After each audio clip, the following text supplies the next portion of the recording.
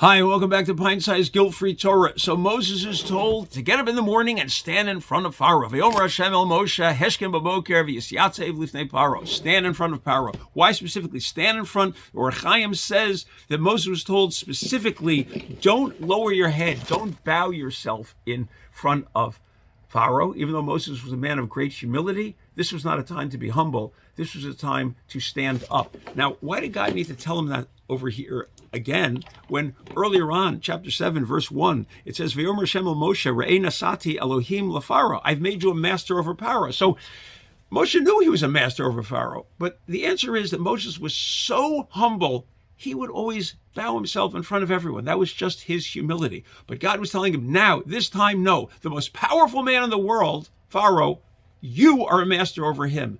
You will stand up strong and proud in front of him. And this has really been the way of Jews throughout the centuries. Not just Jewish leaders, Jewish men and women of all ilks, all types, wealthy, poor, it doesn't matter, simple, learned.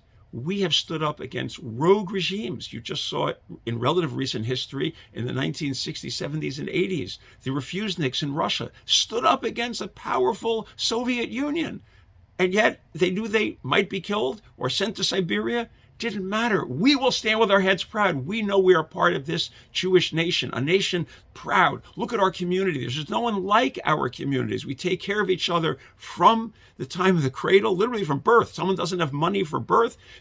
If you go into larger Jewish communities, that person, that mother, that family will be taken care of until death. The Chevra Kaddish, we've spoken at other occasions, how we bury our dead, and every person gets a decent burial with dignity, no matter if the person has money or doesn't have money. It doesn't matter.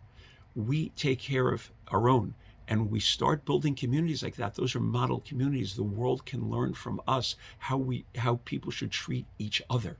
We are a proud nation, and we need to always remember that. We stand proud. As Moshe Bick, a Rav in the Bronx for decades, once said, it's a play on words, it's a rhyme. He says, the Torah tells us to be an unav, not a zonav. The Torah tells us to be humble, but not to be a tail.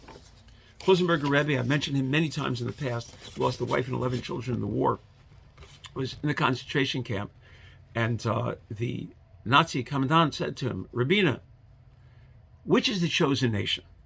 Who's the greatest nation in the world? Who is the chosen nation? So the Rebbe, again, proudly says, the Jewish nation. And he said, you still think you're the chosen nation? I mean, look at it. Look what's going on. The Jews are in concentration camps. It's worse than slaves. And the Rebbe answered, as long as you are the one doing the beating, and we're the ones being beaten, and yet we still believe in God.